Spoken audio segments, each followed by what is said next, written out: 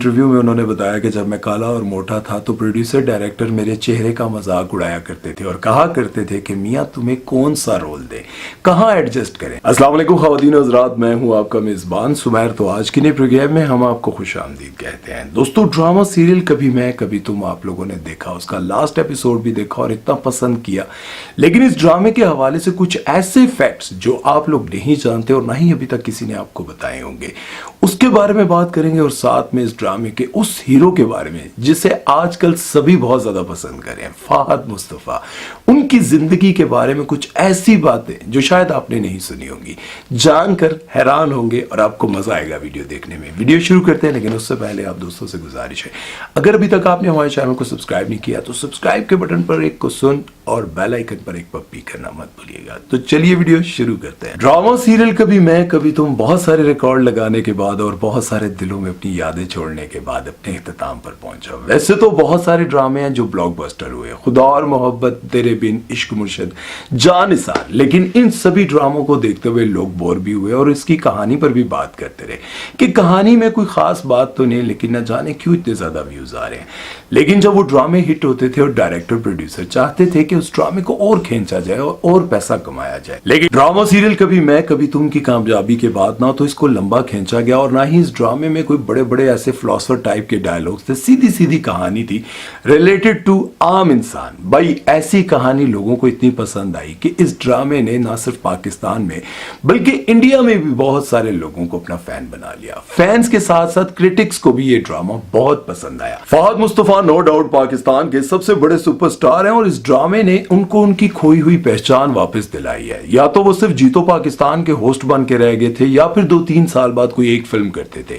कोई film hit हो जाती थी और कोई फ्लॉप हो जाती थी। जैसा कि आप सभी को पता है कि पाकिस्तान में सिनेमा घरों की क्या सूरत हाल है, लेकिन उसके बावजूद शायद उन्होंने कभी सोचा भी नहीं था कि वो दोबारा टीवी पर आएंगे और इस तरह से छा जाएंगे। और इसमें कोई शक नहीं कि लोग ज्यादा फिल्म स्टार्स को नहीं बल्कि टीवी स्टार्स को ज्यादा पसंद करते हैं और ड्रामे भी ज्यादा शौक से देखते हैं और हमारे ड्रामे इंडिया में भी खूब राज कर रहे हैं, लोग उनको बहुत ज्यादा देख रहे हैं। इस ड्रामे ने फहद मुस्तफा का खोया हुआ मकाम उनको वापस दिलाया और सबको याद करवाया है कि फहद मुस्तफा सिर्फ जीतो पाकिस्तान के होस्ट ही नहीं है बल्कि एक जबरदस्त नेचुरल एक्टर भी है। इनके वालिद एक मशहूर सिंधी एक्टर सलाउद्दीन तनियो है और इनका पीटीवी के दौर में बड़ा नाम था। ये अपने वालिद के साथ बचपन में ही चाइल्ड स्टार के तौर पर काम किया करते थे और उसके बाद जब ये जवान हुए तो फिर यूनिवर्सिटी चले गए वहां पर डॉक्टर ऑफ फार्मेसी बनने के लिए। लेकिन वहां जाकर इनको एहसास हुआ कि मैंने तो ये नहीं बनना, मैंने तो एक्टर बनना था। फिर इन्होंने शोबिज इंडस्ट्री को ज्वाइन कर लिया। वालिद की वजह से कहीं ना कहीं काम तो मिल जाता था, लेकिन काले रंग की वजह से कोई ज्यादा पसंद नहीं करता था और ज्यादातर यही कहते थे कि इसको कहां उठा लाए। फिर मुख्तलिफ चैनल्स पर बेशुमार ड्रामों में बेशुमार रोल्स किए, लेकिन इस वक्त जहां हुमायूं, सईद, फैसल कुरैशी, अदनान सिद्दीकी, एजाज असलम जैसे हैंडसम अदाकारों का राज था, तो बकौल फहद मुस्तफा के इन जैसी आम शक्ल सूरत वाले को किसने लिफ्ट करानी थी। फिर 2010 में आरवाई का ड्रामा मैं अब्दुल कादिर हूं इतना हिट हुआ और इनको इतनी ज्यादा शोहरत मिली कि पहली बार इनके रंग को नहीं बल्कि इनके काम को नोटिस किया गया। मैं अब्दुल कादिर हूं इस ड्रामे की कामयाबी के बाद कामयाबियों का सफर ऐसा शुरू हुआ कि बेशुमार ड्रामों में इनको लीड कैरेक्टर्स मिले। उसके बाद इन्होंने हम टीवी का मॉर्निंग शो स्टार्ट किया जिसका नाम था जागो पाकिस्तान जागो। लेकिन इनका कहना है कि मॉर्निंग शो करते करते मैं इतना बोर हो गया था और मैं बिल्कुल नहीं करना चाह रहा था। उसको छोड़ने के लिए मैंने उनको इतना तंग करना शुरू किया कि कभी मैं छुट्टी कर लेता था, कभी लाइव प्रोग्राम में मैं इतना लेट हो जाता था कि जो गेस्ट आए होते थे शर्मो बेशर्मी उन्हीं को वो प्रोग्राम होस्ट करना पड़ जाता था। आखिरकार उन्होंने मेरे आगे हाथ जोड़े और कहा कि हमारी जान छोड़ो। ये मैं नहीं बल्कि फहद मुस्तफा खुद कहते हैं। इसके बाद उन्होंने अपना प्रोडक्शन हाउस स्टार्ट किया और थोड़े से पैसों से ऐसा काम स्टार्ट किया कि आज आप सबके सामने है कि उनका शुमार पाकिस्तान के बड़े प्रोड्यूसर्स में होता है। बल्कि साल में इनके 5-7 ड्रामे ऐसे सुपर हिट जाते हैं कि सभी को हैरान कर देते हैं, जैसे कि मायरी, चीख, जलन, मुझे प्यार हुआ था और कभी मैं कभी तुम। थोड़े से पैसों से स्टार्ट किया हुआ प्रोडक्शन हाउस आज पाकिस्तान का बहुत बड़ा प्रोडक्शन हाउस बन चुका है, जहां पर A+ बल्कि प्लस से भी प्लस ड्रामे बनते हैं और सुपर हिट जाते हैं। और उसके बाद जब इन्होंने फिल्में स्टार्ट की और फिल्में हिट हुई, जिस तरह से नामालूम अफराद, एक्टर इन लॉ, तो इन्होंने ये फैसला कर लिया था कि अब बस मैं फिल्म एक्टर बन के रहूंगा, टीवी पर काम नहीं करूंगा। लेकिन बदकिस्मती से सिनेमा सिनेमा घरों के हालात देखकर इनको वापस वहीं आना पड़ा जहां से इन्होंने शुरू किया था। पिछला इनका ड्रामा 2015 में आया था जिसका नाम था दूसरी बीवी। उसके बाद इन्होंने कोई ड्रामा नहीं किया और ये ड्रामा किया कभी मैं कभी तुम। इस ड्रामे के शुरू में ऐसे लग रहा था कि ये ड्रामा इतना ज्यादा लोगों को पसंद नहीं आ रहा और व्यूज भी बहुत कम थे। ऐसे लग रहा था जैसे फहद मुस्तफा का कम बैक बिल्कुल फ्लॉप जाएगा, लेकिन फिर आहिस्ता आहिस्ता शर्जीना और फहद मुस्तफा की केमिस्ट्री को लोगों ने इतना पसंद किया कि लोगों के दिलों में घर कर गए और ये ड्रामा ब्लॉकबस्टर साबित हुआ।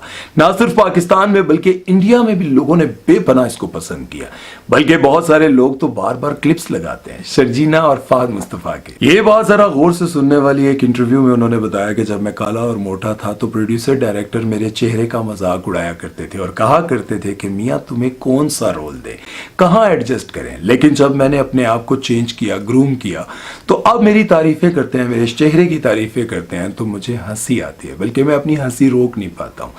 बात यहां पर यह समझने की है कि जब कोई इंसान अपनी ग्रूमिंग नहीं कर पाता, मुश्किलों में, स्ट्रगल में जिंदगी गुजार रहा होता है, तब लोग उसका मजाक उड़ाते हैं। बहरहाल जब ये ड्रामा खत्म हुआ तो लोगों को अफसोस भी हुआ कि एक अच्छा ड्रामा जल्दी खत्म हो गया। और बहुत सारे उन ड्रामा बनाने वालों को एक मैसेज है जो अपने ड्रामे की कामयाबी के बाद बिला वजह उसको खींचते रहते हैं और हर वक्त बंदा बैठ के सोचता रहता है, फ्लैशबैक दिखाते रहते हैं। और जियो पर तो आमतौर पर ये सब कुछ बहुत बार दिखाया जाता है, लेकिन इस ड्रामे में कोई फ्लैशबैक और कुछ इस तरह का नहीं था कि लोग बोर होते। ड्रामे को उसी तरह से चलाया गया जिस तरह से राइटर ने लिखा है। खलील साहब ने कहा था कि जब भी कोई राइटर डायरेक्टर के कहने पर कहानी को चेंज करता है और उसको खींचने देता है तो वो ड्रामा फ्लॉप हो जाता है, मतलब लोगों को वो ड्रामा बोर लगने लग जाता है। मैं अपने ड्रामे का एक लफ्ज भी चेंज नहीं करने देता और अगर कोई चेंज करके दिखाए तो मैं उसे मान जाऊं।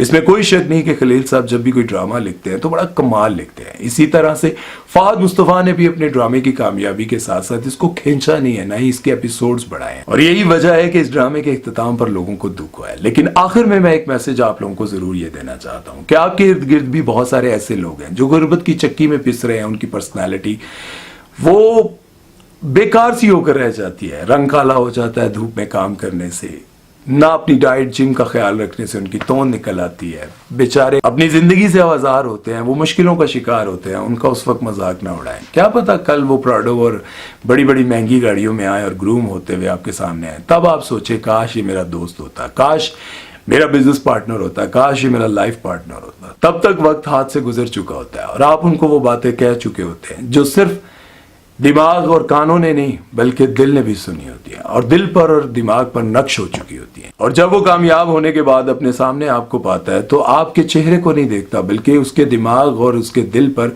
वो बातें नक्श होती हैं जो तुमने कभी उसको कही होती हैं, उसके मुश्किल वक्त में, उसके उस वक्त में जब वो गुर्बत की चक्की में पिस रहा होता है। तो याद रखें कि जिंदगी कभी भी किसी भी वक्त बदल सकती है और वो ही नाकाम इंसान आपके सामने एक कामयाब इंसान बनकर बैठा होता है। तब आपको सिर्फ शर्मिंदगी होती है, कुछ ढीठ लोगों को तो वो भी नहीं होती। बहरहाल उम्मीद है कि आज की वीडियो आप लोगों को पसंद आई होगी। अपना बहुत सारा ख्याल रखिएगा, दुआओं में याद रखिएगा। ऐसे जबरदस्त किस्म के ड्रामे आने चाहिए जो हमें बोर ना करें बल्कि बहुत सारे मैसेजेस दें। इस ड्रामे में भी बहुत सारे अच्छे मैसेजेस थे जिनको देखकर लोगों को बहुत अच्छा लगा, मुझे भी बहुत अच्छा लगा। बड़ा कमाल ड्रामा था। अपना ख्याल रखिएगा, दुआओं में याद रखिएगा। सुमैर चौधरी को दीजिए इजाजत। अल्लाह हाफ़िज़।